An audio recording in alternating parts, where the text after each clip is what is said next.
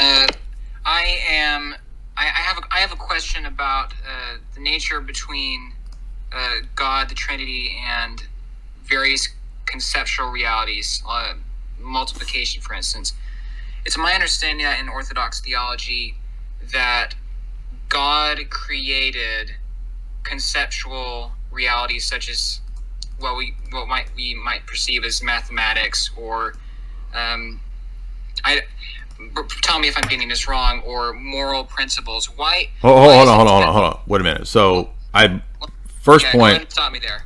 First point. Yes, I think mathematics is created. So God created math for this world, and then you started moving to moral principles. I mean, moral. Do you think there needs to be a distinction between those various categories of conceptual ideas? Well, let's do one thing at a time. So, Okay. math and numbers are created in the sense that when we're, writing down things on a chalkboard and we're doing math problems and whatever, times tables, those are created things. But they're based on uncreated things in the divine mind. That's the whole idea of the Logi and Maximus's divine conceptualism. Oh, all right. So, But now, but morals, you mentioned morals. Morals are a different category of things where morals are based on God's nature himself, right? That he is holy, and the morals that we have, the Ten Commandments, etc., are a reflection of his character. So I wouldn't say that the moral law, the divine law is created. I think it's a reflection of God, so it's uncreated because it's about his character. So, and that avoids problems that some people perceive when they say that God is an arbitrary figure that judges based on whatever they might perceive as a whim. So that's why they don't say that. It's morality is derived from nature. Now, morality is derived from the divine. It's derived from moral principles are derived from the nature of God, correct, not from the nature of whatever else the nature of created things. Yeah, for example, I mean, it's not wrong to speak of natural law, but it depends on what you mean. So, like libertarian people will think that you can derive objective morality from, quote, nature. I don't see how they come to that conclusion. That seems ludicrous to me. I mean, nature shows me predators and prey eating each other, eating babies. How you're going to get from just bare experience of nature objective morality is beyond me. But that's what they think. In that instance, you're using examples of material or biological or ecological processes. Well, but I mean that's what Enlightenment libertarians would point to. What else is there? They're not going to point to the transcendent. They're going to say that the principles of nature, natural law. Mm-hmm. Well, I'm supposed to see where you're coming from there. So, with regards to the mathematics issue, or what we might say, I mean, there are other categories. I mean, I presume you believe that epistemology or what might fit into that. What can we properly say that God created the natural world using these higher order conceptual principles? The principles for the created order are the logi, the divine ideas. But God doesn't submit to the created logic. The created logic, the created mathematical categories are a reflection of the logi, but that's because they reflect. It's that you can't reverse that and say that God has to submit to the creatures, because what's in the created order is a reflection of one of the divine rays. You could say that logic and these kinds of things are one of the divine rays, so they do reflect the divine mind. Sure. All right. So they're only created or derivative only as far as they reflect God's nature, not an inherent created nature. So the number 7 is an abstract entity or category that exists, and it exists in a non-spatial, non-physical way. You could say that there is a realm of forms if you wanted to, but the difference between St. Maximus's view of that is that they're created. Universals are created. They're not uncreated. they're created, but they're created on the basis of an infinite number of particular things in the divine mind. So there's an archetype or a pattern of me in the divine mind. There's an archetype or pattern of you. There's an archetype or pattern of the number 7. Everything in the created order, every molecule has its archetypal pattern and principle in the divine mind. And that's true for all of reality. So the creatures are created, but they're patterned on the uncreated ideas in the divine mind. Okay. So, one last follow-up, and then I have one last question. Sure. So would you, so when you say that life and nature are created ex nihilo, you're not saying that they're made arbitrarily. You're saying that they're made or derived from divine principles or Correct. divine ideas. Correct. Okay, so it's not like God is gathering. He's just. Well, let's put it this way. So like ideas from some kind of eternal void of nothingness. He's actually he's producing things from his own divine ideas. Correct. To construct the natural world. It's like correct. It's not quote unquote nothing, as if that's a different category from him. They are an inherently part of his being. Well, they're energies. They're not part of the essence. The logi are one type of divine energy distinct from the other energies. So that sometimes the fathers call them thought wills, because God doesn't will to create everything that he knows, right? So he could have created a world without Thomas Aquinas.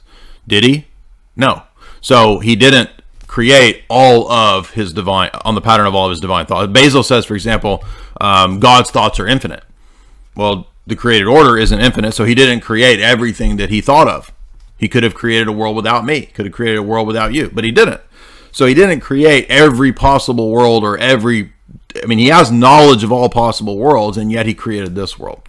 So if you read Seraphim Hamilton's excellent essay on the logi, he gets into this point that God didn't even create every single thought that he had, which is another proof that there's potentia in God, right? If he didn't create every possible world, then there's potentia in God.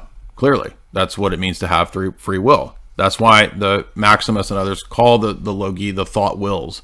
That's to, again, correct the tendency in Platonism, which in Platonism, if there's a form, then it's a causal relationship by which every form has its pattern or its prototype, its type and prototype.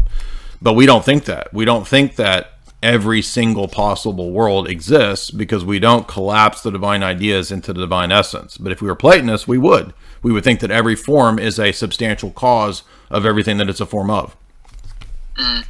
Understood. All right. Yeah, good questions. Anything else? Well, sure. Go ahead. If I were to try to find some way to drag this out. Well, I don't really know if there's anything more to talk about as far as ex nihilo, as far as my concerns were. Well, I mean, So Roman Catholicism, they don't make.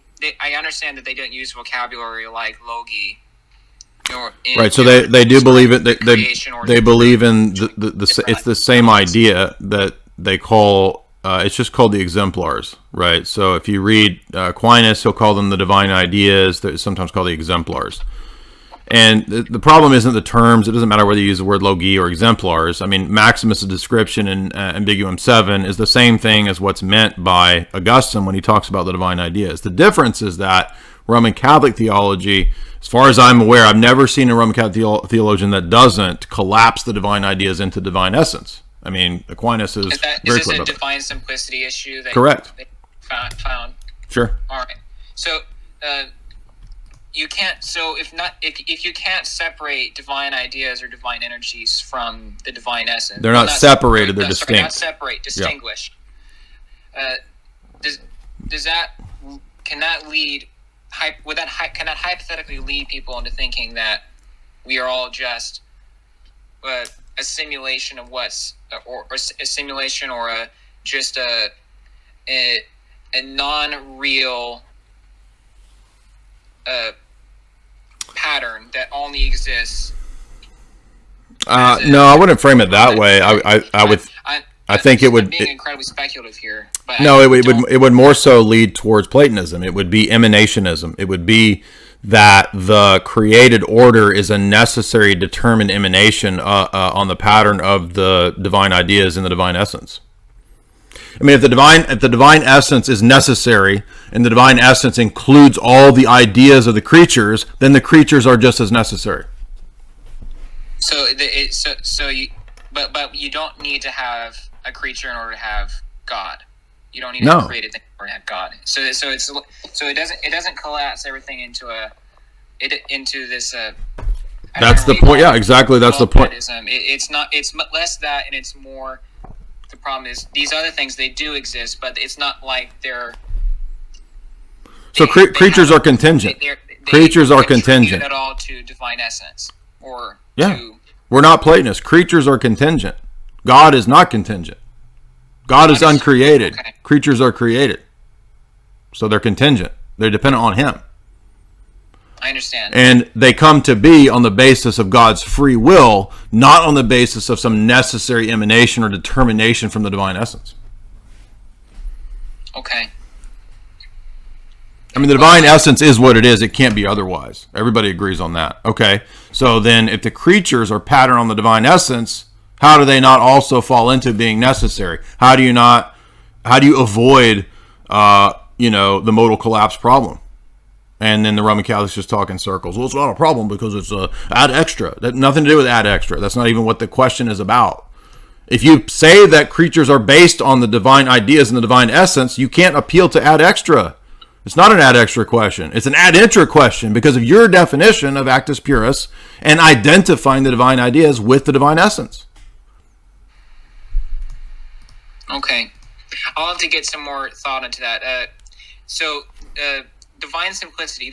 Is Thomas Aquinas the one that's popularly known for explaining this idea, or are there other things?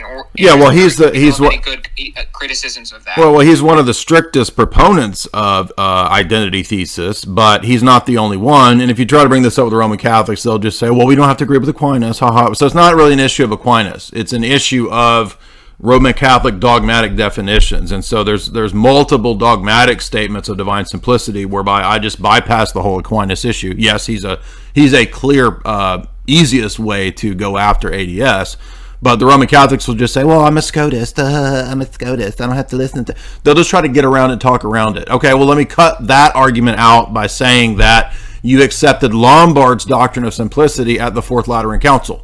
And Lombard's doctrine is just as strict as Aquinas because Lombard says that the existence of the divine being is identical to, it basically affirms actus purus in a form. So let's just throw out, who cares what Aquinas said, because we can just go to the Fourth Lateran Council, the Council of Rheims, and by extension, the adoption of Filioque at Lyons and Florence. Those also have a presupposition about divine simplicity, whereby you can't believe in the energies. You can't believe in energetic procession and energetic manifestation. It won't work with the adopted dogmatic decisions. But 99% of the Roman Catholics don't even know that the Fourth Lateran Council dogmatically accepts Lombard's view. They just ignore this argument. Okay. Well, thank you. I'm not Orthodox. I'm actually a Mormon. That's considering it. Yeah, that must occur to. Well, you surprised me because I thought you were gonna. I thought you were Roman Catholic. So I was like, oh, okay. No, not at all. I've been studying both Eastern Orthodoxy and Roman Catholicism, and I'm trying to distinguish between either one and decide which one's, or both, more. Which one is reliable or sufficient in describing its dogma, so to say. Well, let's put it this way. I mean, Rome claims to accept the first 1,000 years of Christianity like we do.